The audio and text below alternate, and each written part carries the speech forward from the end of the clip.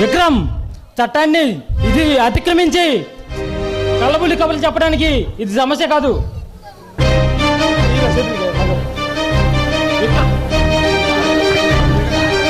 విక్రమ్, నువ్వు చేసిన నేరానికి నిన్ను అరెస్ట్ చేస్తున్నాను.